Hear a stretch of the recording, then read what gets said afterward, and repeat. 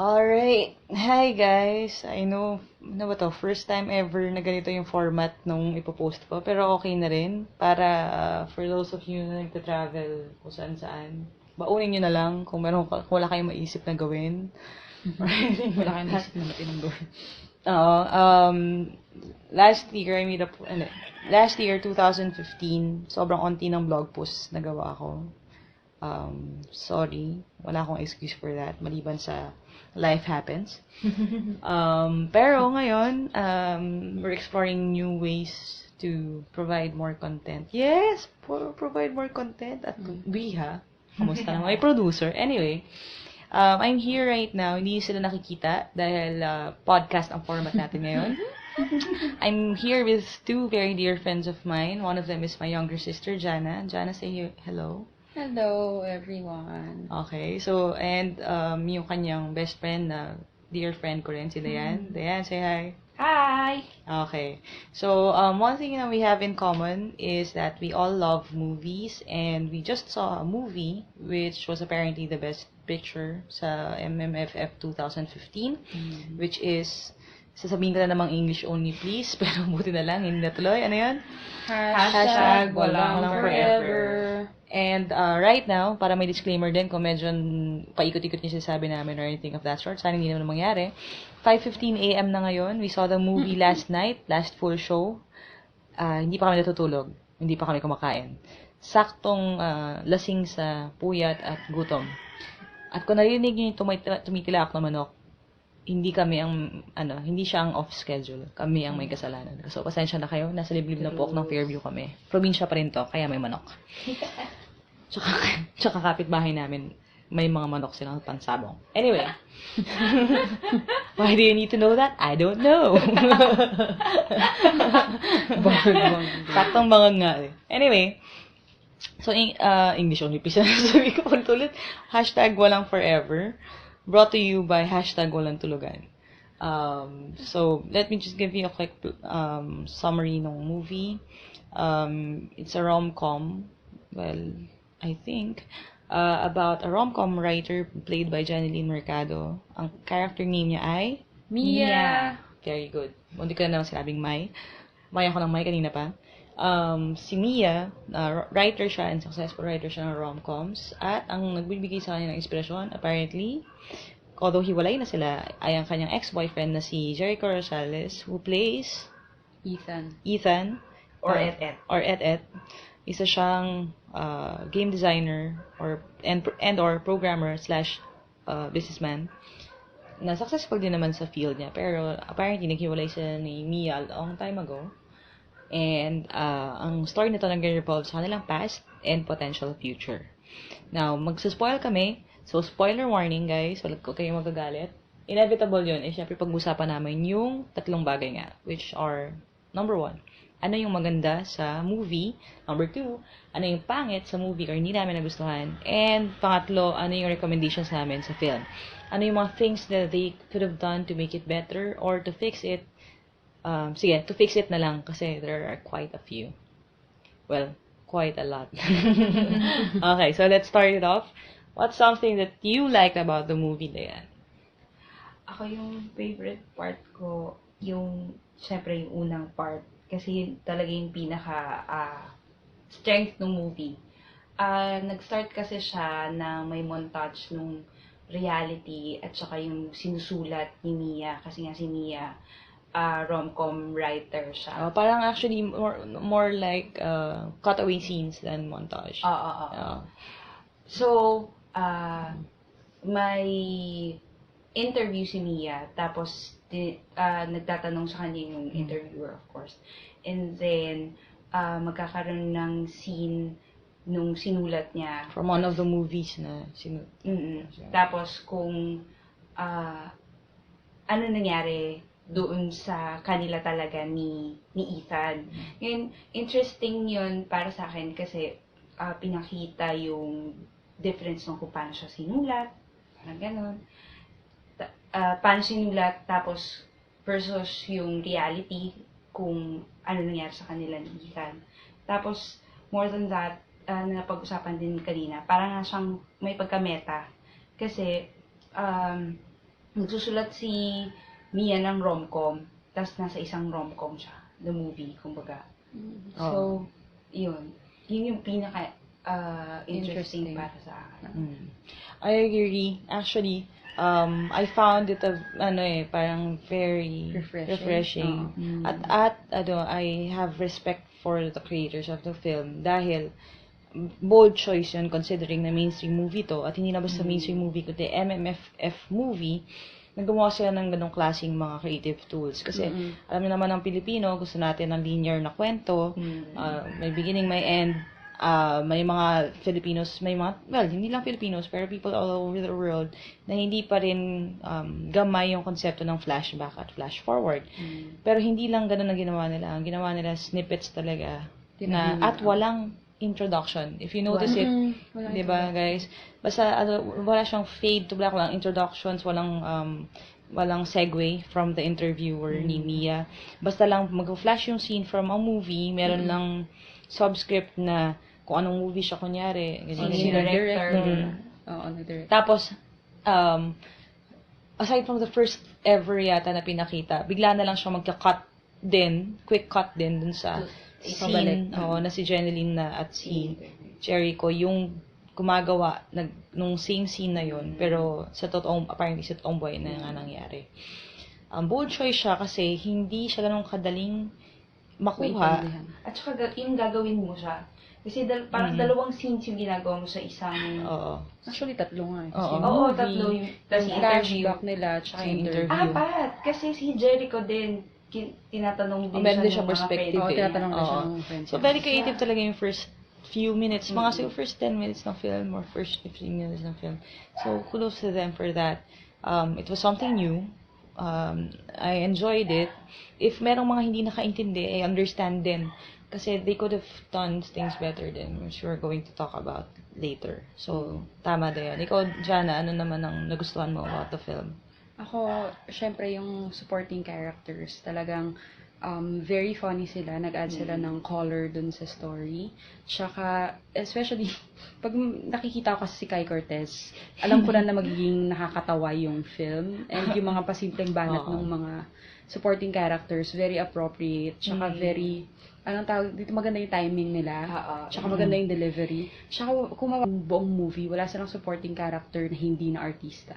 Even yung mga nagpa-play ng role dun sa mga cutaway scenes nila sa movie, artista rin. So, lahat ng extras nila mostly, hindi. Lahat ng bit player na B-stars. Artista na rin talaga. Meron lang talaga isang hindi artista na nag-shine. Or dalawa. Parang gano'n na nag-shine rin sila as supporting actor. Pero, let's give a shout out. So, I like the girl who played Sasha and Tony Pett. And si Tony Pett. Si Tony Pett. Hindi ko kasi alam, feeling ko familiar yung face niya, pero hindi ko pa... Hindi ko sure kung siya nakita diba? ko stand-up comic siya or... sa Channel 7. Parang stand-up comic siya eh. I don't know. Obviously, bangag na kami, hindi na namin ginugal yung mga pangalan nila. Pero, the guy who played Tony Pett at saka yung the girl who played Sasha, Ang galing, lalo na si Sasha talaga. Si Sasha. Very natural lang, no? I think kasi nangyayari kasi sa Filipino comics nowadays, yung mga nagpapatawa, kung hindi slapstick, overdone, parang pinapakita nila sa audience na darating na yung punchline. Pero for both of those characters, hindi mo napapansin, biglang para kang sinapak na lang nung punchline after kasi wala kang expectation sa kanila. So, sobrang galing. So, you find yourself laughing. Kasi yung usually, matawa kayo kasi nagpapatawa ako. Parang gano'n yung nangyayari sa current comedy natin. Pero, and I bet if you see Pabebe Love and the other one, si Beauty and the Bestie, probably ganun yun eh. Yung pumasok pa lang yung tao, parang gusto nilang tumawa na ganun, may ganun lagi. May badumts lagi na cue. Exactly.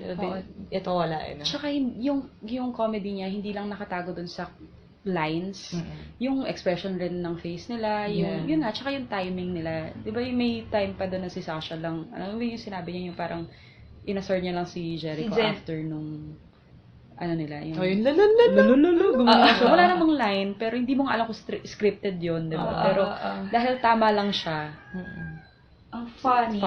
Super funny. And rin yung nagustuhan ko rin yung fact na after na throw nila yung punchline nila, hindi Hindi rin sila Hintay na nag-bask response. dun sa ganun, sa moment. Oo, Kasi exact. merong mga, alam mo yung para namang, ito naman yung mga usually yung mga gag. Pag sanay ka sa comedy, yung mga gag show, yung mga Bulgang or Banana Split, ano pa ba yung mga tropang trumpo, nabutan niyo pa ba yung tropang trumpo? Anyway, yung pag after nagbitaw ng joke, dapat i-unlearn din yun. Pag nagbato ng joke, tumama yung audience, nagme-make face sila.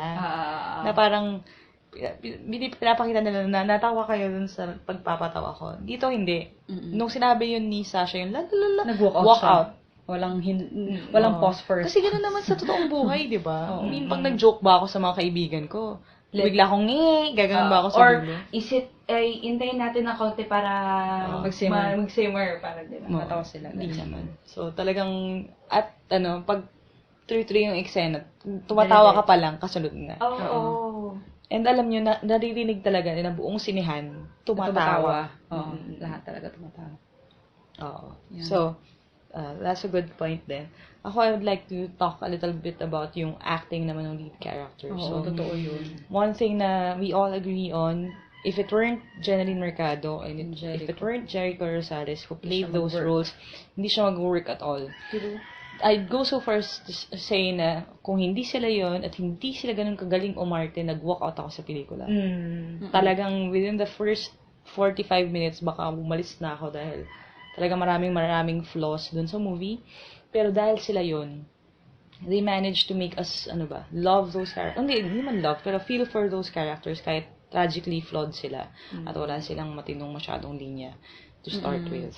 So, I think, well, mahirap sabihin kasi hindi ko pa napapanood lahat ng ibang movies. Pero sa acting ni Jeneline Mercado dun sa movie na to, given yung material na hindi ganun kaganda, Okay. I think she Best deserves actress the award. Ngayon, hindi ko naman sinasabi na, okay, kung itatabi ko sa Muraami, Horizal, or Oro Plata mata tong pelikula na to, mananalo pa rin si Jeneline. Pero, parang kung papasok siya sa gera na yon, binigyan lang natin siya ng toothpick, tapos ang kalaban niya espada. Pero, she made do lumaban naman siya. with what she had. Ang ganda, sakto lang. And nag-comment nga kami actually kasi doon sa last, napansin ko yun yung last scene kasi meron doong parang bonus reel na ine-enact. Bonus reel na ine-enact naman ni Maha Salvador and Derek Ramsey yung scene sa airport ni Jeneline at saka ni Jericho Rosales. Now, nung first run nung scene na yun, nung si Jericho at saka si Jeneline pa, sobrang dramatic nung scene. Tapos nung inulit uli, na kasi nga meta, diba? So parang kunyari pelikula naman. Ano ba itong mga aso na to? Lasunin nga yan. Sino ba yan? Anyway. Nung second run na nandun na sa sinehan sila. Seriously. Welcome to my life, guys. Ganyan yun. All the time. Anyway. So, nung si Mahan at saka si Derek yung nasa palabas, hayaan mo na. Intindihin nyo na lang kahit may aso. Isisigaw ko na lang. Anyway. Nung nandun si Mahan at saka si Derek, it wasn't as effective. Kahit na kung tutuusin, hindi naman, tinatry din nung dalawa yung best nila na maging emotional yung scene. Pero yung performance ni Maha was nothing compared to what Jeneline did. Kasi yung umiiyak din siya actually. Oo, umiiyak din naman si Maha. Totoo. Saka ginagawa niya rin yung kaya niya. Pero talagang, Hindi lang talaga. Hindi umaabot. hindi ko alam. And, hindi ako fan ni Jeneline Mercado, just saying, ever since, I found her, parang pleasant to the eye. Pero hindi ako fan. Pero ang gadling ng performance niya, very, very real. Yun na lang. Very natural. Very natural. Siguro, Walang ibang word. kinikerry kasi nila yung isa't isa. Totoo yun. Parang dinadala ni Nag-feed Jericho sila off of each other's energy. Which is good. Oo. And very rare. Kasi sa totoo lang, hindi siya chemistry na, kunyari, parang Miss Park. Jericho and Christine. Alam mo yun, na parang on-screen silang together. Parang, oh my, may something ka, kinikilig ka. Walang ganon. Walang ganong klaseng chemistry. Na yung pang love team chemistry. Hindi siya love team. Pero you feel for those characters. Parang para mo silang kabarkada. Parang may tao akong kilalang ganito. Ganon yung dating. Hindi siya love team pero may partnership. Oo, Parang yun. gano'n. Parang na-feel mo na meron silang malalim na pinagsamahan. Exactly. Which is hard na i-achieve. Kasi una sa lahat, wala sila sa parehong network. Oo, tapos hindi talaga sila nakapag-work na before. Oo, wala pa ako natatandaan na nagsama sila sa isang project. Totoo yan. Pero nagawa nila yun. Siguro, baka sabihin na lang natin siguro kasi may, there's na ng experience, personal experience sila maghugutan. And, I think, respect dun sa director kasi if he was able to motivate them enough to embody the person. Kasi kahit sa interviews na napanood ko with them, lagi nila sinasabi na it was easier for them to act kasi buo yung character daw sa kanila. Kilala nila kung sino sila. So I think the director did something good there. It may not have reflected sa screen through the script, pero at least sa acting ng actors, naka-impact yun, naka-influence ng malaki. Any other good things na gusto niyo i-point out? Yung walang ganong product placement. Oo. Kasi nakakasira ng mood. Nakakasira yan. ng continuity ng story Totoo pag may yan. nakita kang product placement. Yes. Kahit nasa mga big films. O kahit such Hollywood as, films eh. Kahit Oo. Transformers, Oo. naiinis ako Diba? pag Nakaka-stress. malaki yung Pepsi. O kaya A Second Chance, di ba? Yung, Oo. doon ka sa mood, tapos may makikita kang... Paracetamol. Oo. Tapos O kaya, tatawa lahat ano ng ba yung tao. movie na puro rebisco? Parang gano'n. Ay! Four Sisters and a Wedding. Oo, Funeral. Wedding. Four Sisters. Four Sisters and a Wedding. So, Four Weddings and a Funeral. Tama na, guys. Alam namin na sponsor kayo, pero pwede bang Medyo pakita subtle. nyo? Bigyan nyo- Oo, subtle naman. In fairness dito kasi, obviously, sponsored sila ng Kuya Jace or at least na pag-usapan na ipasok yung Kuya Jace. Pero hindi naman, again, walang badumts. Wala naman nagsabi na, halika, kain tayo, way masarap, Kuya Jace. Wala. Oo. Nandun lang sila sa Kuya Jace. Alam niyo yun? Hindi At lang saka namin. yung mga Nadaanan lang talaga siya. Oo. At sa totoo lang, si Jericho pa yung nagyayang umalis. Diba? Halika na, alis na tayo. Diba? Ibig sabihin, parang, na siya, regular na, pwede siyang i-substitute yung kahit anong restaurant doon sa eksena na yun. Hindi siya mukhang pilit na product placement, gaya ng paracetamol. Hindi ko kinain paracetamol doon sa Second Chance. Oo, grabe yun. Kasi nagtawanan, ang ganda pa, yung eksena pa naman na yun, parang medyo serious siya ng onte, papakita ka ng concern. Pero yung mga tao nagtawanan talaga ng malakas, na hindi naman bagay sa eksena dahil lang sa paracetamol. So, yun. Another thing na we like, medyo minor, pero respect, yung costume design. Wardrobe, at saka, yung staging ng ng mga locations nila. Yung room ni Jeneline was actually nice. Oo. Being, Hindi ka, at saka siya, pwede siyang makitang kwarto sa totoong buhay. Oo. Hindi Na kagaya kung tutuusin, nung actually, Wings of if Love. you'd see my room and yung room din ng kapatid ko, may pagkakahawig. May mga random pictures na nakasabit sa wall or nakadikit sa wall. Hindi siya yung speak and span na kwarto. Kumbaga habitable talaga siya. Oo. Na mukhang, di ba, yung mukhang nirenta lang. Which Or is in stark mukhang contrast. Instagram-worthy na sobrang. In stark contrast naman siya dun sa room ni Jericho Rosales. Kasi obviously, hindi na siya lived in kasi may galing na siya, umalis na siya, babalik na siya. O, tsaka Nag-aal sa baluta na siya. So, makikita mo, at least nakita mo nag-effort sila. Another thing, yung wardrobe nga, ulit-ulit kami na, yung suot niya yan. Gusto ko I na. can totally rock that out. Alam mo yung ganun. So, kasi yun na yung sukotan ko ngayon ng mga binibiling damit eh. Pag naisip ko na, I can rock that outfit or I can wear that, I can totally rock that. Gusto ko siya. So, maraming ganung mga eksena. Ang Pati ganda. yung makeup nila hindi overdone. Kasi yung ibang, especially for Filipinos, pag nasa big screen lalo, yung mga makeup talaga nila kung todo makeup na parang wala nang bukas. And ang ganda na skin ni Jeneline Mercado, in fairness. Oo, yun ang lagi sinasabi ni Mama kanina. Oo. Pag naka-close up si Jeneline, yun lang. Paulit mga 5 times ko narinig. Ang ganda na skin Kasi niya. walang, wala lang makeup. Wala gano, oo. At, may konting kasi blush lang nakita siguro, mo na- konting mascara, pero... Oo, kasi running shot eh. Parang, pag talaga yung pulang-pula yung ilong niya. Pag talagang umiiyak. Oo, lumalabas lahat ng bodily fluid sa pag-iyak. Pero ang ganda pa rin ng skin niya. So, kasi again, hindi nila ma-achieve kung makapal yung makeup kasi kailangan retouch na paulit-ulit. I think part din yun na nakaka-hinder ng acting ng actors eh. Yung iniintindi nila kung ano yung itsura nila. Pero itong dalawang actors that we have, Jericho at saka si Jeneline, hindi sila nag-worry sa itsura nila on camera. Kung nakataas ang ilong nila, di ba? Nakalabas yung kilikili. Or kilikili, or nakatakip ng buhok yung mukha. Keber lang, basta emotional yung scene. So, those are the things we like. Meron pa ba kayo? Naman. Things that you didn't like about the movie naman. Nako, mahaba yata Ito yung medyo listahan. mahaba. Okay. So, Let's start with the simple things, no? Yung ako, naman mauna, yung framing ng ibang shots, medyo hindi maganda. Hindi ko alam kung hindi sila nakakuha na enough footage. Pero may mga scenes na extreme yung close-up. Hindi na basta extreme close-up parang cut na yung faces. And if you look back sa pag pinag-usapan yung rom-coms, usually full face talaga ang mga shots ng rom-coms kasi hindi kailangan yung ganong klaseng for drama artsy-fartsy kasi na yung mga shots na super close up. And hindi naman siya kailangan dun sa eksena kasi yung mga naka-extreme close-ups or medyo intimate scenes nila, yung kaya may kissing scene, naglalambingan, tas I call it extreme close-up kasi actually mas extreme close-up pa nga sa Les Mis kasi yung Les Mis at least kita mo yung pores kita mo yung face, yung shape ng head. Dito sa movie na to, meron silang cut scenes na as in ang kita naman na lang are the eyes and nose and lips. Oo, It was yun na that lang. close.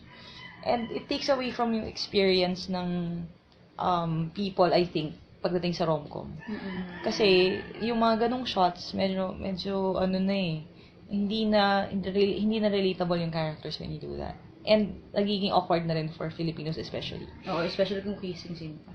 Kasi although romantic people tayo, hindi pa rin okay sa culture. Yeah, oo. Hindi pa rin tayo. Yung ganong klaseng eksena. And Tsaka nawawala yung interaction. Ay, hindi mo na nakikita yung response ng isa Oo, pang response person. ng isa't isa. Oo. Kasi talagang, super extreme close-up na lang siya. Meron ding mga shots na parang nalalaglag yung camera. Hindi ko alam kung handheld yun or something. Pero bigla siyang, may mga shaky cam na, obviously, unnecessary dahil rom-com to. May mga shots din na medyo nasa ilalim yung kuha ng konti, na hindi rin necessary. So, hindi perfect yung pagkakashoot ng movie. I think part din siguro kasi yung minadali. Naramdaman mo. Kaya, yun yung masakit dun na dahil may mga ganyang klaseng eksena or may mga ganyang klaseng shots, naiisip mo, minadali ba to? May ba to? Onti ba Last yung... thought ba yung... Oo, siningit lang ba to? Nire-shoot ba to? Pero kasi dun sa Taiwan, ako natuwa ko dun sa ibang part. Kasi parang, maayos yung Pagkakashoot. Na part talaga siya ng story. Parang Oo, kaya lang ang problema ko naman doon sa Taiwan thing, kasi actually, but there's this part in the year na nasa Taiwan sila. Parang siya MTV. Ganun yung dating. Yun yung montage na montage. Montage na Oo, montage. yun yung montage. And itong movie na to sa runtime niya na ganun kaikli. At Bakit dahil pa siya rom-com may siya, montage? meron siyang ilan ng montage. Nabilang niyo?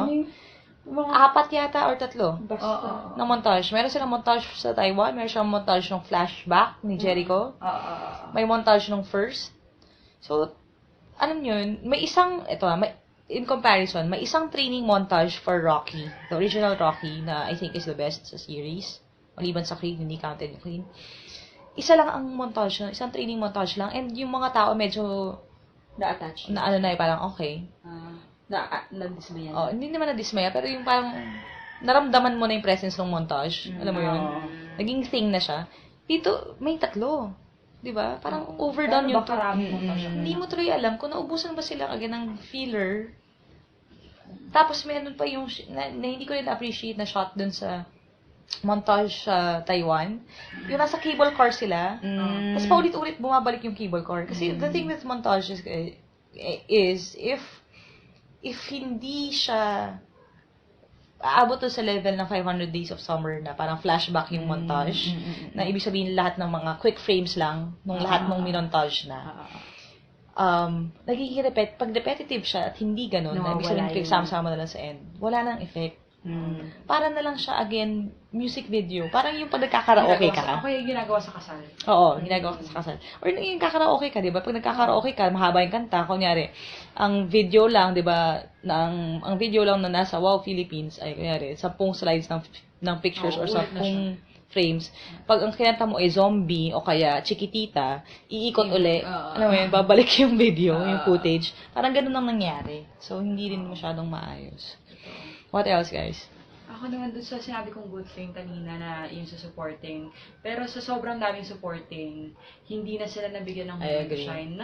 Sorry fan kasi ako ni Kai Cortez. So, wala talaga siyang ginawa. As in, tumawa lang siya.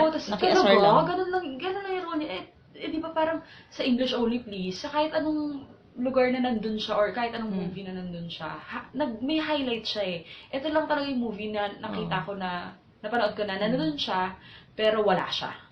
You're starting over again. din. Starting over again, I Pero think, ang beginning pa pinaka... naman kasi, Babae siya. Oo nga, maganda rin siya sa babae. Oo. Sa septic tank. Pero yung sa starting over again, I think, yun yung perfect dose ng Kai Cortez eh. Yung meron, kahit na few scenes na nandun siya, and then give her one big thing, and then we're done. O kaya yung movie ni, ngayon, ni Enrique Hill, tsaka ni, di ba, front desk clerk lang si Kai? Oo nga, totoo rin yun. Pero nag-add siya ng something. Oo, dun sa movie. Hindi yung... Wala, nanood lang siya. Baka, inisip ko naman, baka naman cameo lang kasi. Pero hindi rin excuse eh. Kasi marami rin mga supporting characters na hindi rin nabigyan ng resolution. Totoo. O kaya yung meron dong binubugbog siya ng asawa niya. Oo. Hindi Ano namin yung alam point? kung bakit, bakit siya binubugbog. Tas, Partner pa naman siya. hindi na siya binubugbog nung Oo. end. Diba? Oo. Parang okay naman na yung relationship nila. Oo. Kasi doon sa end scene na nasa movie house sila, nakaakap naman sa kanya yung asawa niya. Oo. Kaya nagiging uncharacteristic yung ganong klaseng eksena kasi walang push and pull. Ito yun eh. Kunyari, una siyang introduce na may black eye. Pagdating nila doon sa reunion, dapat naglambing naman yung babae kasi may atraso siya. Tapos the next time na nag-meet sila, meron na naman siyang bagong black eye or kalmot or something para meron ng consistency bago ma-resolve sa dulo. Kasi ang nangyari lang, parang nag-incredible help lang yung asawa niya, bigla na lang lumabas. Story, pero walang content. Hindi na buo. Hindi na Kasi edit. nga, baka nga natakot sila na maging kamukha ng second chance. Oo, Or, na wala na rin sila talagang actually time i-develop yung side mga characters.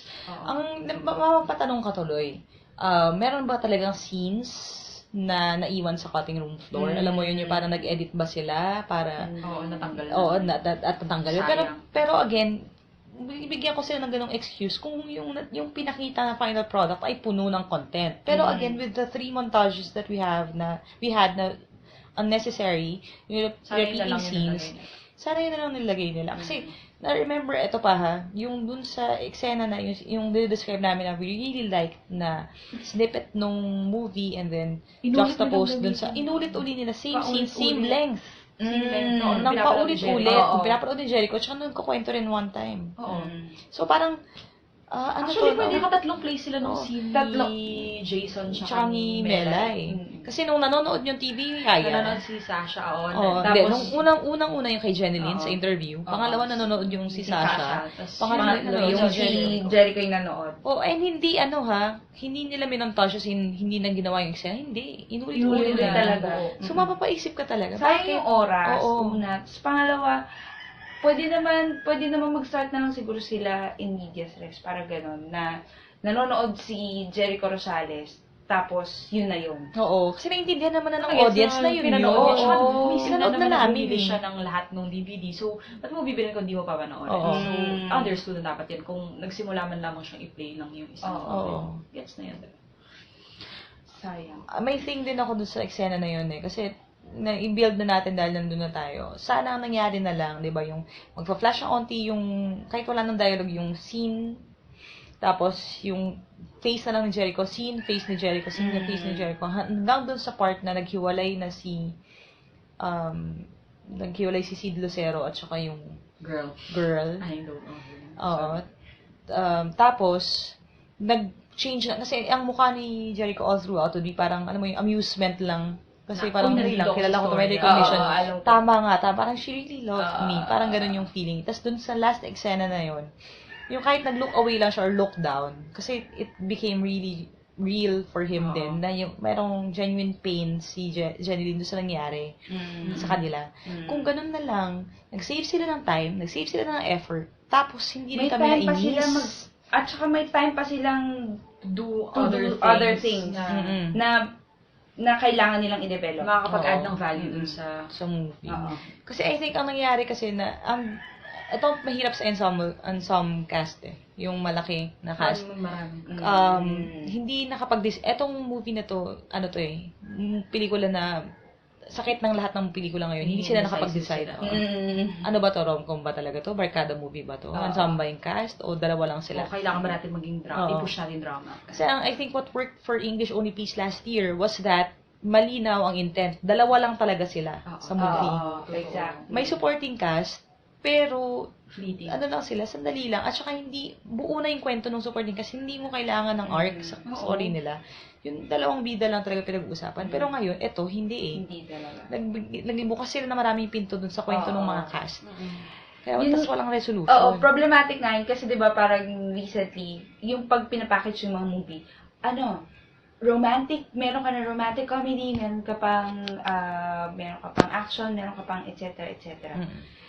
Na 'di ba nga, ang hirap nun kung ipack mo siya sa Sa isa. 2 hour You have to make a decision. Parang buhay lang yan. Yes. Hashtag totoo. Hindi ka naman Opportunity pwede. cost. Oo, hindi ka pwedeng sa totoo lang. You can't have it all. Kahit sinasabi ng mga kanta yun. Hindi yun totoo. Kahit ang SM. may masasacrifice ka. Oo. Which I think would lead us to the third, yung pinaka-problema, malaking problema. Oo, malaking problema. Yung pagsulat nung mismong movie. Malaki ang problema nung screenplay mismo, nung kwento, nung mga linya, at nung characters, yung portrayal ng characters. Sige. Saka yung kung paano dinevelop yung characters. Doon ako nanginayang eh. Kasi, ang okay nung acting at saka nung acting ni Jeneline at saka ni... At saka yung jump off point din, maganda. Oo. Diba? Yung simulang-simula nila. Tapos nung dulo na, nung nagkaroon na ng... Doon ako na off talaga. Nung nalaman ko na nagkaroon ng sakit si Jericho. Okay. Spoiler alert. So, the first 30 minutes ng movie, di ba, yung nga, flashback, basically, hindi sila okay. Tapos pag nag-meet sila... Puro relationship problems. Tapos naging sila, yata, kasi spent a night together, parang nagiging sila na uli. Nagbiro lang yung friend once na about a neurologist, parang ipacheck nga natin yung utak mo. Akala ng lahat ng tao nagbibiro siya. Kasi tumawa talaga. Tumawa yung tao. Kasi ako rin eh, kasi ang alam kong context is, nakikipagbalikan kasi siya na naman dito kay Mai. May na naman kay Mia. Kaya parang natatahan sa kanya yung friend niya. So, tawanan yung mga tao. Kasi yung friend din, unreliable. I think yun yung difference sa one more chance eh. Kasi yung counselor na friend na parang sounding board. Si Dimples siya kasi James Blanco. Reliable sila eh. Dito sa case na to, ang kaibigan ni Jericho, yung binubugbog ng asawa na mukhang komedyante talaga. Hindi mo siya mapagkatiwalaan. Hindi siya reliable. Kaya pag may mabigat yung eksena or may seryosong balita, lahat ng tao nag-anticipate na tatawa sa kanya. So, yun. Mali rin yung choice na yun. Anyway, so, ang bigla na lang reveal na apparently may taning sa buhay si Jericho at mamamatay na siya. Kasi may tumor siya sa ulo niya. Na walang explanation. At walang magic na yung tumor. Gusto ko makipag-usap sa isang doktor. Kung meron bang magic tumor. Biruin nyo ha, meron siyang tumor na lumalaki sa utak niya. Sorry ha. Ikamamatay niya ng biglaan. Hindi medicine ang background ko. Psych lang. Pero kahit sa bio namin sa psych, yung onti nga lang na section ng utak mo na may pressure lang, kahit walang tumor, may onting pressure lang, nag-iiba yung personality mo, nag-iiba yung ano mo. Tapos, tumor na lumalaki sa utak. Tapos walang symptom. Magic talaga. Grabe. Saang bahagi ng utak niya? Sa buhok? Para hindi magkaroon ng symptom. Ngayon, kung magkakatumor naman ang mga tao, yun na lang pangarapin mong tumor, di ba? Walang symptoms, wala man lang kahit spasm, so kaya panginginig ng kamay. Na I think, which makes me feel na para sinuhorn lang nila yung plot device na yun, yung sakit. Diba? Kasi lang talaga siya, parang wala na akong maisip na ibang way para mapatay itong character na to. So, patayin na lang natin. Patayin natin siya gamit ng tumor. Oo. Tsaka tumor, ano ba yan ang pinaka overused? Tsaka hindi siya biglaan. Unlike aneurysm or something na biglang nandyan, biglang mamamatay ka talaga. Pero yung... Tsaka sana may tremors man lang. Alam mo yun, yung hindi man lang. Yung lahat halos na foreshadow nila. Ang dami nilang binuild up na foreshadow. Kagaya ng potential na love story ni Tony Petatong nung nanay ni Jeneline Mercado. Pero yung tumor din nila na foreshadow ng maayos. Oo nga. Merong part lang doon, yung nag-trip siya? Oo, yung nag-trip siya. Pero ano na yun eh. Hindi, kaso lahat ng part na yun. Alam na natin. So, hindi na siya foreshadowing. Hindi siya foreshadowing. Tsaka hindi nga siya mukhang nag-trip dahil sa tumor. Mukha lang siya nag-trip kasi relasing siya or lumabas. Parang normal na dapa lang si Jericho. Kaya malaking move. Or kahit hindi tremor, kahit na yung, ang bait-bait ng tatay niya, pero namatay kasi nagkasakit. Yung mga ganun na lang man lang. At saka hindi na announcement sa mga aspiring writers, directors, filmmakers, screenwriters, whatever, playwrights ng mundong ito, ng Pilipinas especially. Hindi na po uso ang tumor. Kumuha na lang kayo ng genetic disease. Something in the blood. Oo. Kasi kung tumor, hindi nga talaga feasible na walang symptoms. Kung genetic yan, degenerative disease or something, yun, pwede pa. Bigla. Tapos yun talaga biglaan. Sudden onset, oo. Oo. At saka, walang buwelo-buwelo yun. At saka, hindi corny. Mm-mm. Yun nga yung sabi din ni Zana, na sana binigla na lang nila kami. Oo. Kasi, especially ang point nila, papatunayan nga nila na walang forever. So, technically, tataas ka nila dun sa high na, oh my goodness, okay na sila, perfect na yung love story nila. Tsaka kanila ihuhulog. Kasi nga, to drop the bomb na walang forever. So, kung gano'n na rin pala, sana ang build-up na nila is talagang ang saya-saya na nilang dalawa. As in, forever. May happily ever after. Oo, Naghahabulan ba sa beach to? Pareho na silang settled na may forever.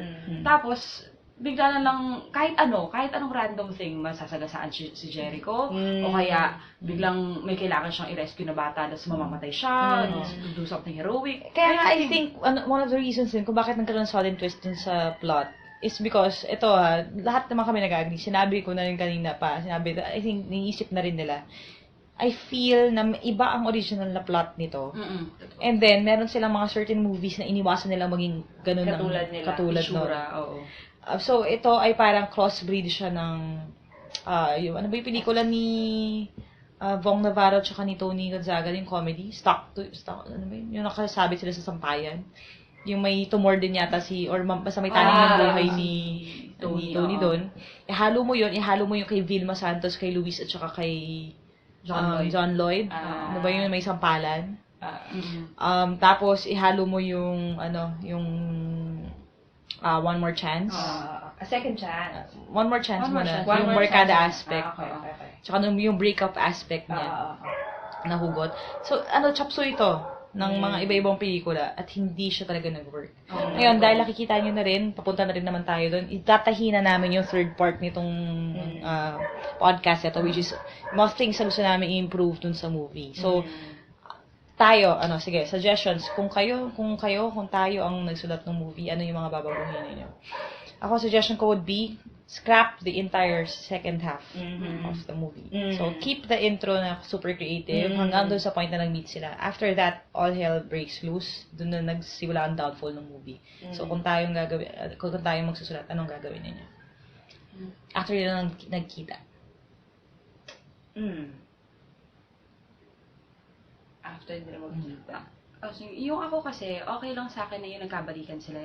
To give Jeneline a chance na mag-commit dun sa relationship. Kasi yun yung issue before na hindi siya fully committed dun sa relationship. Wala siya time for the relationship. Parang kagaya nga na sinabi ng mga dun sa movie na mabubuo mo lang yung forever. Si Cathy Garcia Molina ba yung sabi na ang forever daw ay tinatrabaho.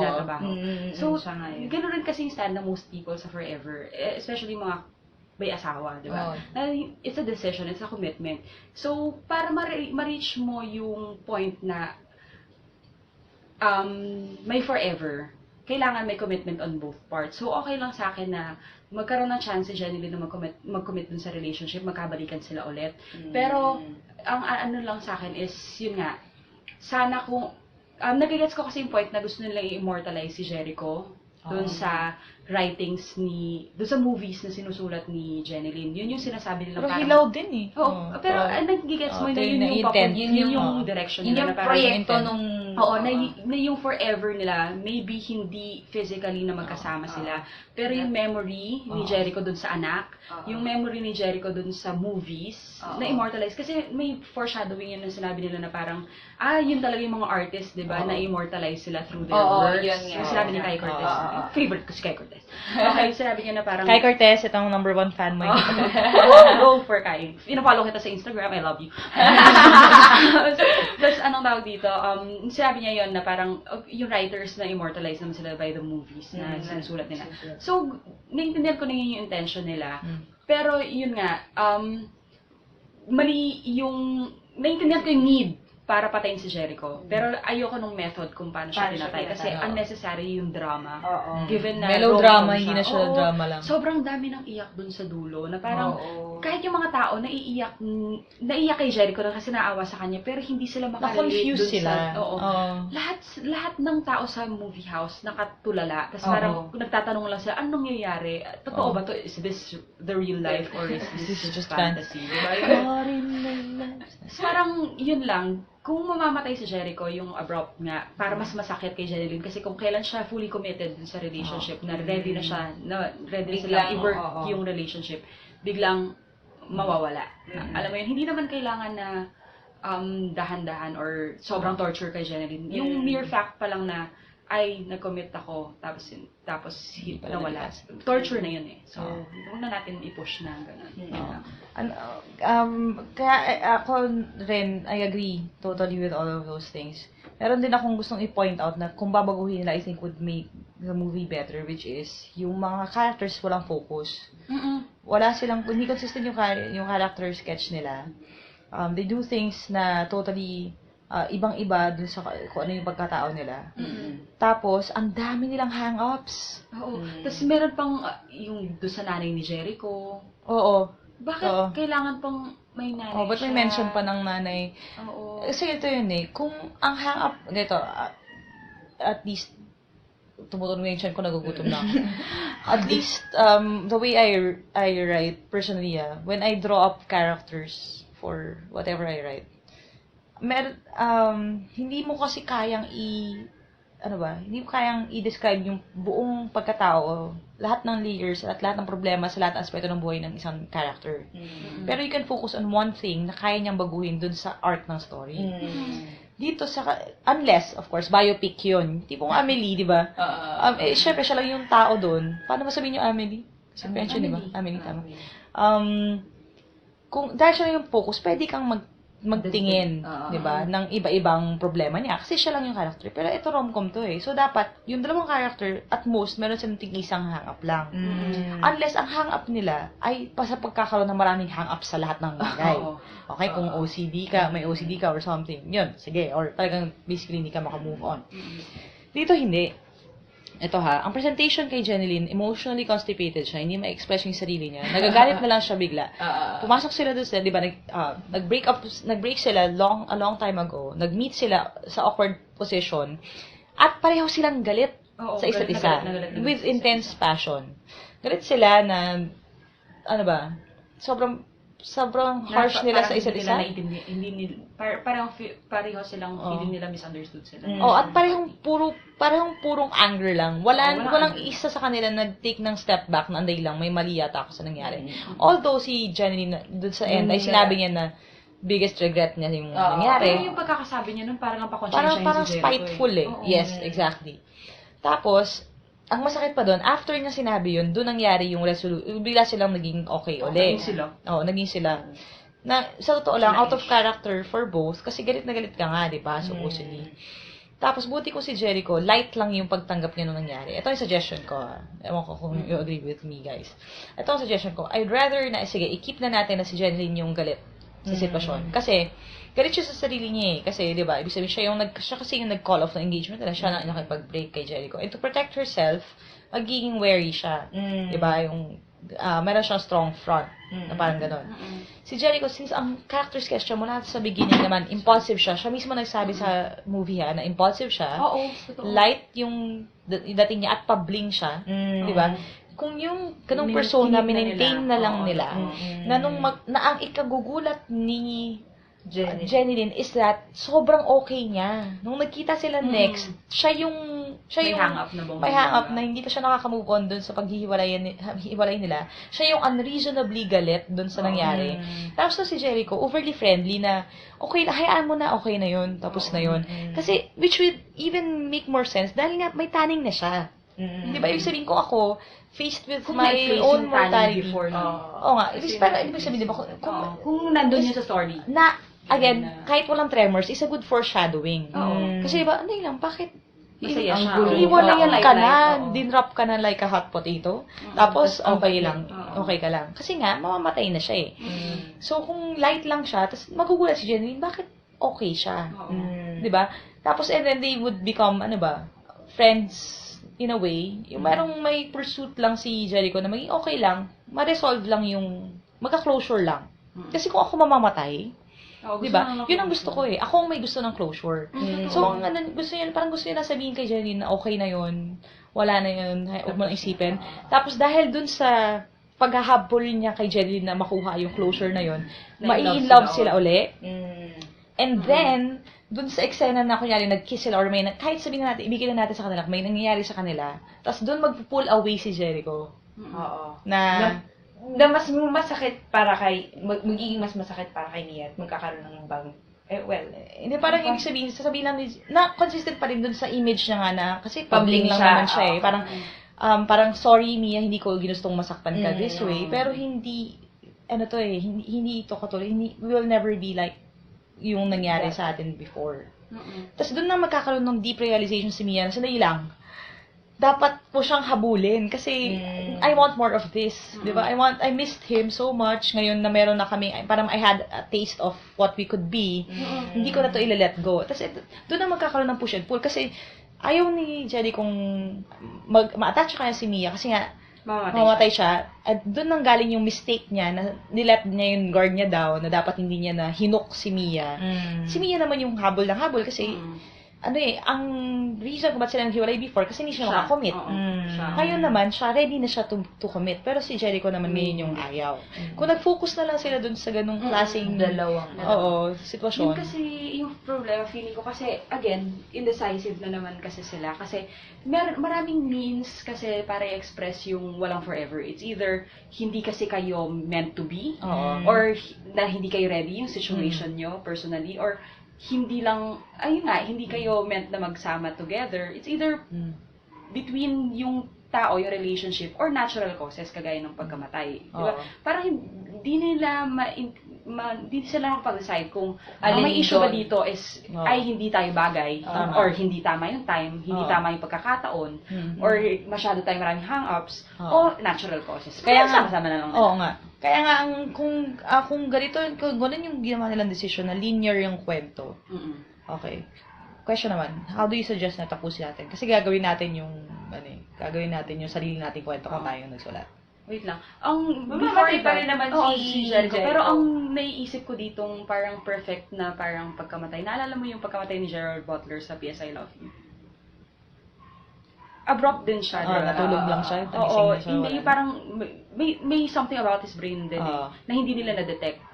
Pero hindi siya hindi yung hindi pa kasalan mo ko ganyan. Yung kasal na sila nung nalaman niya. Gets mo? May forever na sila.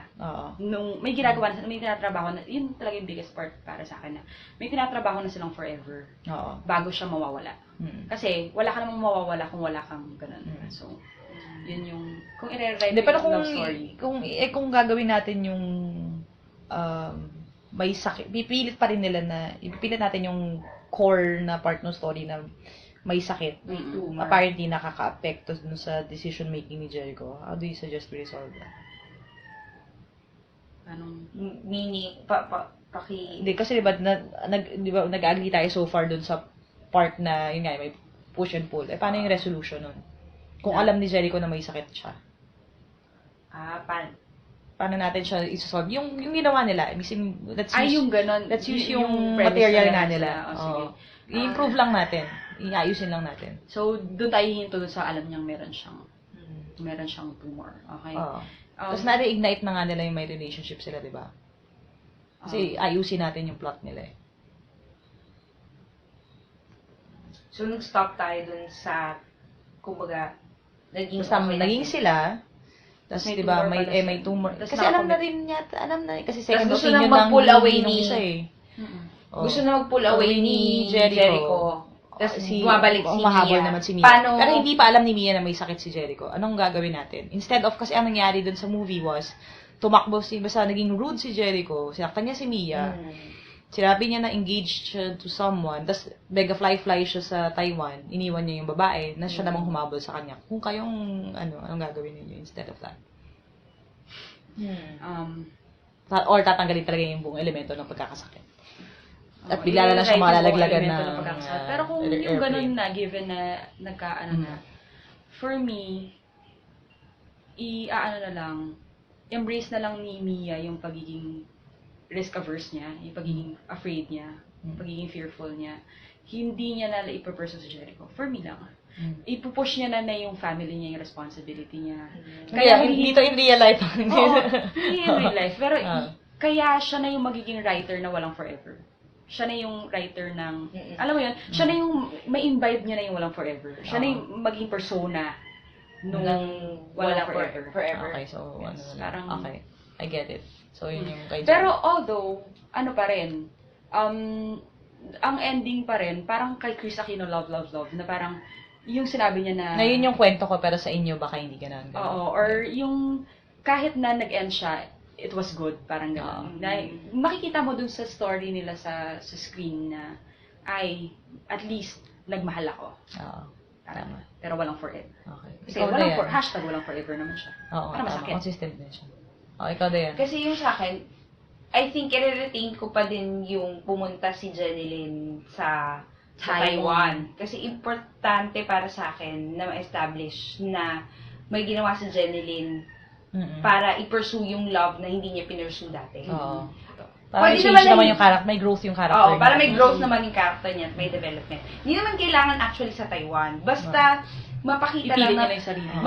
mapakita lang na meron siyang courage to pursue O drop everything and and drop everything. Kasi yun naman yung problema niya nung una na hindi ko kaya tong iwan para sa iyo Yun yung- dahil ito yung identity ko, ito yung work ko, ito yung kailangan ng pamilya ko. Masyadong maraming at stake. Oo. Para iwanan ko lang to ng basta-basta for you nang walang dahilan. Pero dahil may growth na siya at may development na doon sa character ni Jenny Mercado, go na siya, fly na siya sa Taiwan. Ang pwedeng mangyari pagdating doon, kailangan ma-work out yung kung paano hinaharap ni Jericho yung Sakit niya. yung sakit prognosis niya. Oo. Kasi nga, mukha siyang, para sa akin, parang nagpapakabayani ako, pero mukhang tanga sa pagpapakabayani ko. Nagpapakabayani ako at sasaktan ko kayo lahat dahil ginagawa ko to para sa inyo. Sa inyo. Oo. Tapos, di ba, parang walang sense yun. Yun yung kailangan mag-grow out of ni Jericho Rosales. Hindi ko pa naisip kung paano niya mag-grow. Ano rin actually, mali rin sa character niya. Kasi supposedly kung impulsive siya, happy-go-lucky and something like that, di ba, hindi siya ganun. Kung ang character niya is more like Popoy, alam mo yun, yung may tendency siya talaga to withhold yung information dahil feeling niya kaya, hindi, ayusin ko to. Okay lang, pero hindi siya ganun eh. So, paano Pero mas maganda kung ang mangyari, kaya siya tatakas dahil natatakot siya. Oo, yun, mas maganda. Dahil natatakot siya dun sa anong pwede mangyari kay Mia or Pero natatakot yun siya. naman ginawa niya, di ba? Tumakas siya kasi ayaw niya na masaktan. Kasi ang pinaka-point niya, kaya siya tumakas ay dahil ginagawa ko to para sa'yo. Dahil nagiging Oo, bayani nagiging ako. self-sacrifice instead of fear. Pero para mas Lumayo- maging lumayo totoo ka sa sa akin dahil character sinasaktan niya, kita. kaya ako actually, kung kaya tatakbo siya dahil, sorry, sa pero linya. along the lines of, kailangan kong umalis kasi hindi ko kayang Makita umasa. Mm, Ayoko nang umasa. Gusto kong tanggapin yung sitwasyon ko na mamamatay na ako. Oo. Hayaan nyo na lang akong mamatay. Kasi Exactly. kung pupunta ako sa'yo, gugustuhin ko pang mabuhay, pero alam ko hindi ko na yun magagawa. Alam mo yun, ibig sabihin yung ganung arc na lang ng frustration. Kasi this is not, within my control. Na parang pag nagstay ako sa'yo, nandun pa rin yung hope. Tapos alam ko namang masasaktan lang kita. At habang tumatagal, mas masasaktan kita, mas masasaktan ako kasi hindi ko kayang baguhin yung sitwasyon. Kung ganun sana, di ba? Tapos, pagdating niya sa Taiwan, dun mo magagamit si Irma Adlawan. Kasi, Na sobrang lupet. ibang level. Nasayang din. Sayang Parang din. Sayang. ko lang. Kasi, pwedeng si Irma Adlawan yung magpa-realize kay Oo, Jericho. Jericho Ano na ginagawa mo? sobrang, akala ko ba courageous ka? Akala ko ba akala ko yung, impulsive ka. oo, Ka impulsive ganun, ka. oo. Tignan mo yung ginagawa mo, you're running away from your Mm-mm. love, true love, etc. Oo. etc. Nahayaan mo Oo, naman kaming sabi mahalin nga- ka. Sabi nga Oo. ni Coco Martin kanina, don't be a coward. Exactly. Face your problems. Oo. Wow. Yun In nga. English, ah. Tapos, Si doon, Coco Martin. doon na hindi ko lang alam kung paano ma-immortalize yung idea na si Jericho Rosales ay paano ma-immortalize yung si Jericho Rosales dun sa sa pagsusulat ni Mia. Ito nga yung nakakatawa dito eh. Kasi nag-start off sila, sobrang creative, unique, okay. Tapos pagdating doon sa dulo, lahat ng cliche na pwede mong ilagay, nilagay nila. Yung lines ng cliche Oo. Which reminds me of another Movies na MMFF na movie na kinainit ng ulo ko, Kaleidoscope World, pare. Ay, MMFF ba yun? Oo, MMFF yun. Nagalit pa nga ako withdraw Yun sa ba mga si John sinihan Pratt? Hindi, Kaleidoscope Hindi. World yung dance, Sila Yasi whatever. Pressman Yasi yun. Pressman, tsaka si Sayang na Seth, siya. whatever. Seth, What's his face? whatever. I forget. Anyway, na ibig sabihin, okay na eh. Tapos biglang lahat ng tropes ng romantic comedy, pinapper lalagay. nila. Buti kung self-aware sila. Alam mo yun, they're really making fun of yung na gano'n na parang, Ganun, oo. ano ba yan? Sabi, Parang lumayo pa may nga sa- bumanat man lang si Jeline na sa dami ng sinulat kong rom-com, hindi ko alam na mararanasan ko yung ganito. Alam mo yun? Exactly. Or di ba yung sobrang off talaga eh. Yung suggestion ko naman yung Rendon, I agree. Oo. So mas maganda nga kung gano'n. Para hindi naman feeling valiant to si Kuya na pointless. Kasi alam niyo, eto di ba, we were talking about how everyone was laughing doon sa tamang mga lugar. Up until Yung sa tumor. Oo, Joke. sa two Kanina more joke. na joke na tumawa lahat na inappropriately. 3 times sinabi yung tumor, kahit anong umiyak na si Jericho, may tumatawa Medyo pa rin. tumatawa. Oo, tumatawa pa rin mga tao kasi Saka hindi nila nagigets. Oo. Tapos saka yung, kahit yung sumigaw na yung friends, nung nalaman ng buong sang katauhan, maliban kay Mia, na may tumor si Jericho, may tumawa. Oo, tas medyo crew yung after, di ba may tumawa? Crew, Tapos ilang minuto na quiet yung mga tao, tapos nakikita mo naglilingunan kasi hindi nila alam kung ano yung i-react nila sa sitwasyon. And alam mong hindi yun ang intent ng mga gumawa. Kasi I think ang problem din dito kasi yung pacing nung scenes. May mga scenes na long drawn out na hindi kailangang maging ganun. Tapos bigla na lang puro filler na lang sa dulo ng mga montage na hindi mo maintindihan. Pero anyway, I agree dun sa kung hahabulin man siya ni Jenny Lynn.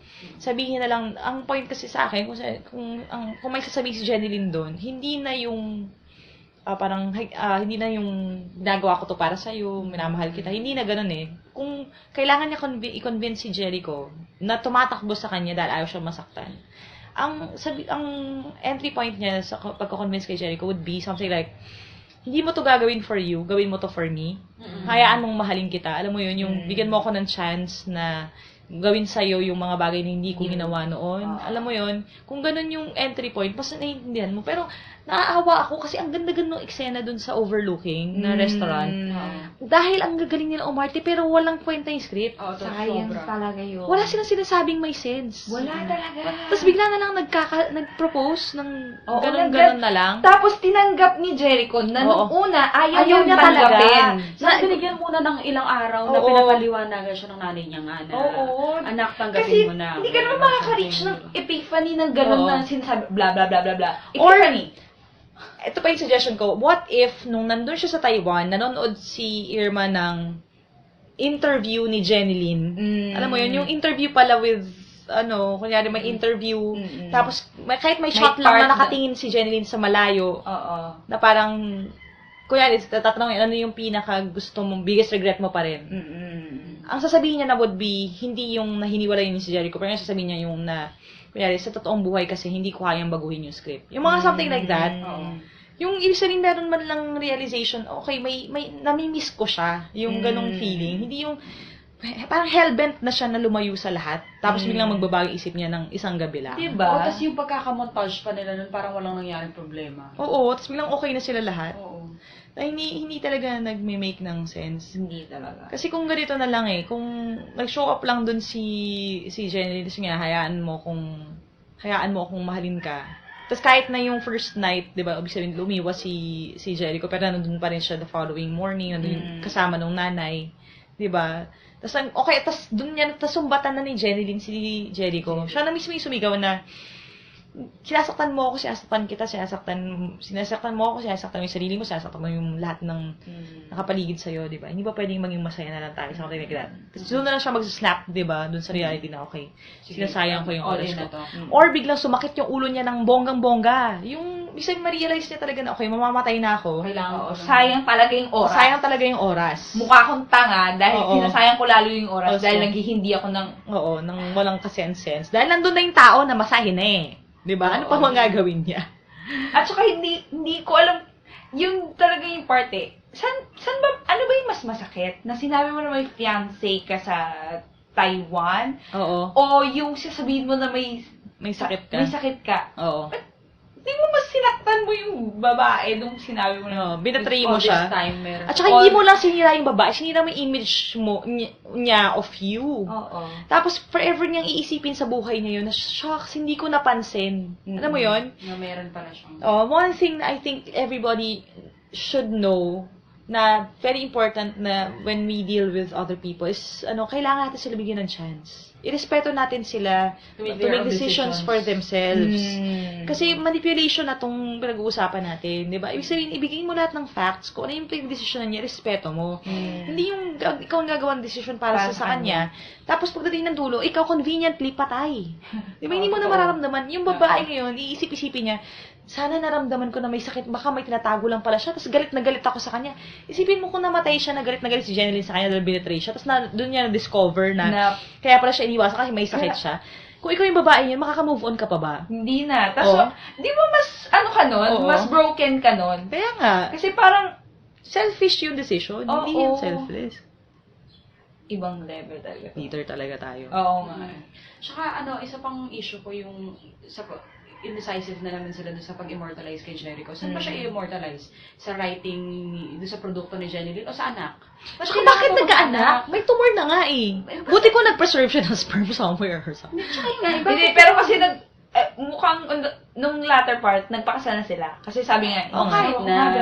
Pero kahit na, ba't kailangan katulad yun, nag-gloss sila over dun eh. Nadadagdagan ba yung kwento? Kwento?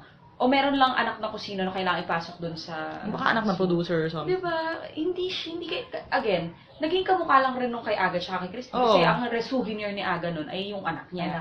Anong souvenir ngayon? Diba? Ang souvenir nga is yung sinulat ni... Yung movie.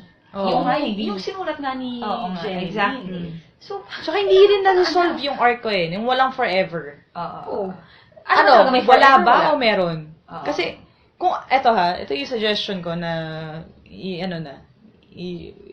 kailangan i-quote. Pero sa akin kasi, walang forever, pero, dapat maintain na lang nila yung fact na walang forever. Pero may for good. Ganon. Or may for good. May for a purpose. Hindi forever, pero hindi ibig sabihin na wala nang value lahat. Oo. Kasi, kung yun ang resolution nila, mas smooth. Oo. Na yung hindi naman kailangan na ang forever. Pwede naman kasi ang forever na. Sabihin ko pala, walang forever pero may for the better. Alam mo yun? Oo, yan. Na everything happens for better, for the better. Tsaka wala talaga silang sinuggest na sagot dun sa forever pa wala.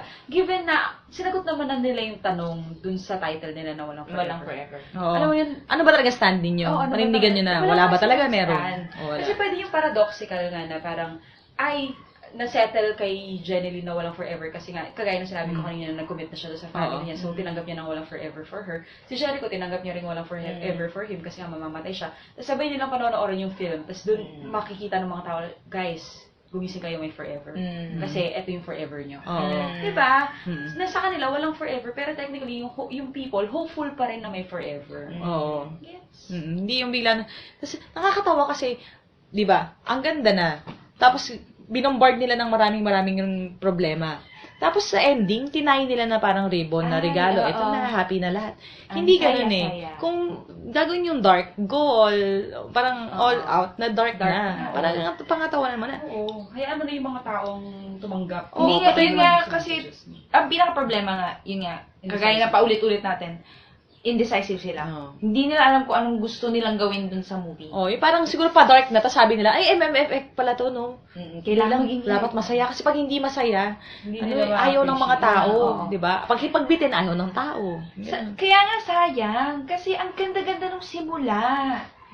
Yung Doon Hopeful simula nila, ka parang sa- may tiwala sila sa mga manonood nila na maintindihan sila. Exact. Pero Tapos nung- nawala yung tiwala nung nila. na-realize na, ay, shock. Dahil MMFF to, ang manonood sa atin ay yung Mga long mga kabog. yung, oo, Yung- hindi, Sorry, pero yung pero typical na, Hindi yun mutually inclusive. oo. Um, Pero yung, babalik ka dun sa, ano ba yung gustong Pinapanood panoorin nila. ng mga Yung tao. formula. Oo.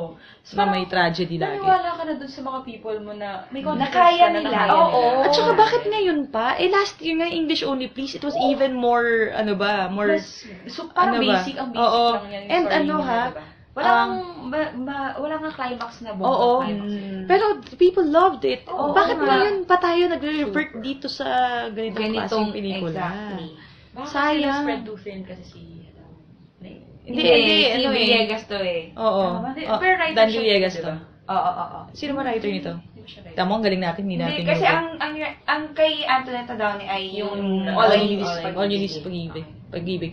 Iniisip ko tuloy, gusto ko tayong panoorin yun. Baka sakaling Baka mabanawan nga, ako. oo.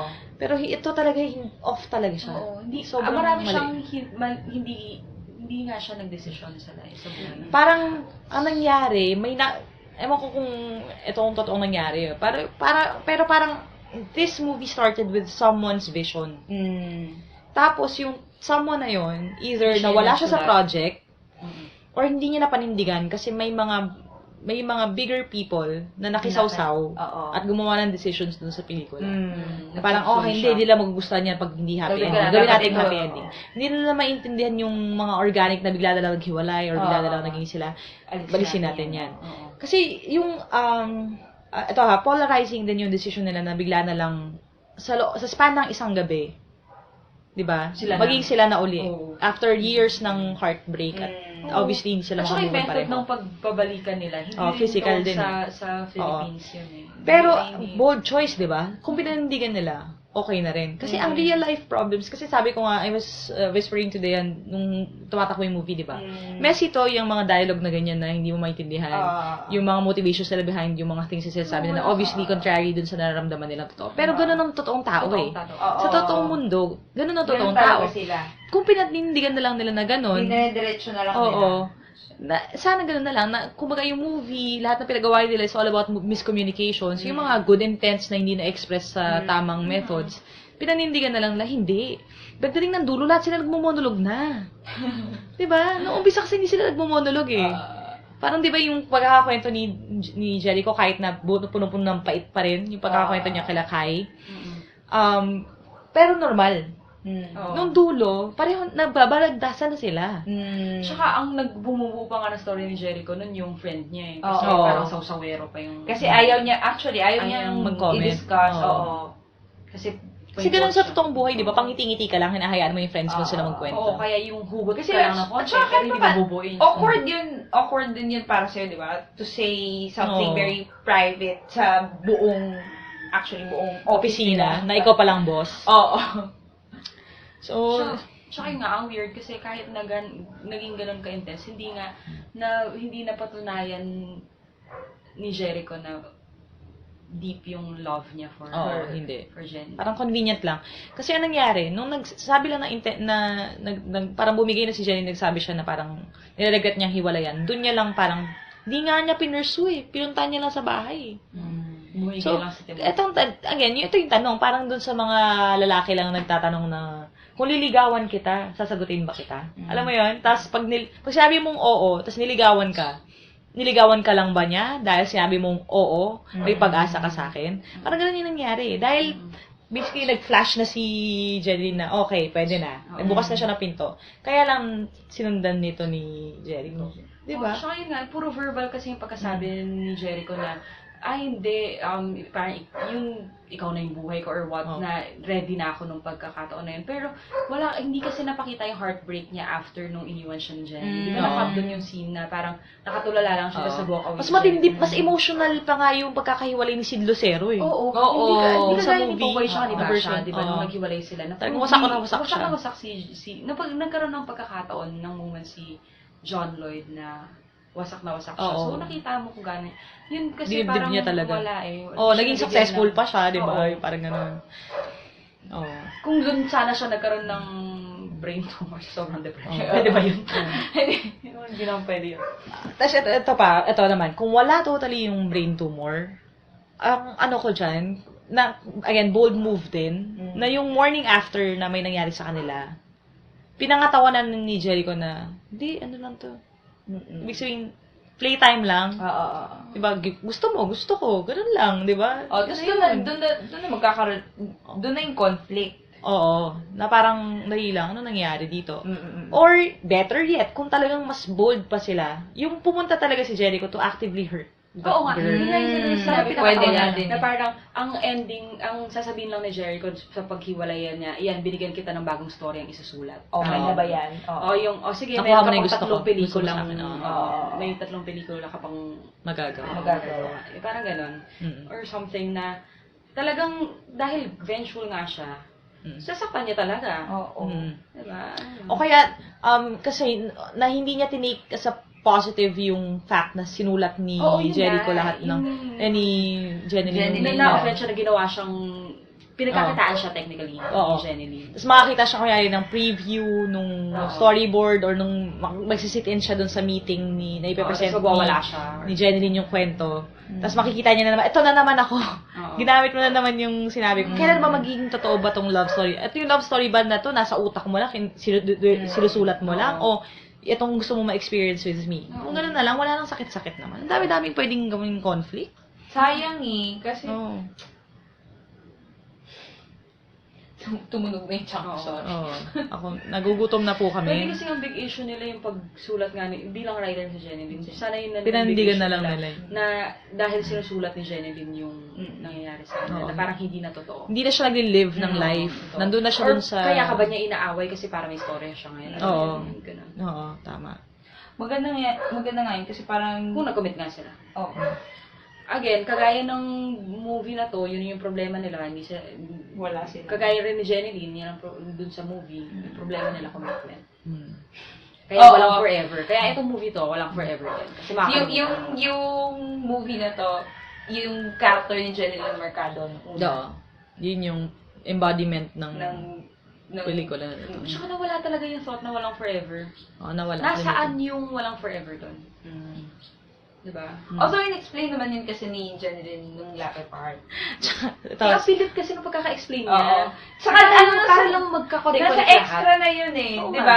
Pati nga yung interview niya nung huli, parang iba na yung lighting. Parang, sige, i-shoot na natin sa bahay mo, kailangan natin gawin to. Parang, di ba, tsaka dilim-dilim yung lighting. Parang, Parang steady na SLR lang yung ginamit. Parang antok na antok na si Jenny, pero sige na, isang push na to, one take na lang. Sige, nakiusap na lang. May shooting pa kung bukas. Baka nga may mga, feeling ko nga kasi hinaabol to sa MMFF. Hindi ko ba alam kung, or nireshoot nila yung certain scenes. Meron bang masyado bang racy? Para, kaya iniba nila yung plot. Alam mo yun, yung may mga ganong feeling ka. And sana, they could have gotten a better child actor. In fairness kwento ng magulang niya yung pinapanood, inaantok yung bata. True. Pero syempre, mapapatawad mo kasi bata kasi baka wala pa siyang realization na tatay niya yung nasa story. Hindi, pero yung child actor, inaantok doon sa movie. Tapos, pero yun nga pero kasi yung child actor, wag talaga hindi yung kasalanan. Wag na talaga yung anak. Wala nang dapat anak Wag nang Kasi mag-anak. nagkukuha sila ng big actors na kagaya ni Lorna Tolentino, tapos anong gagawin? Tapos ginawa lang nila.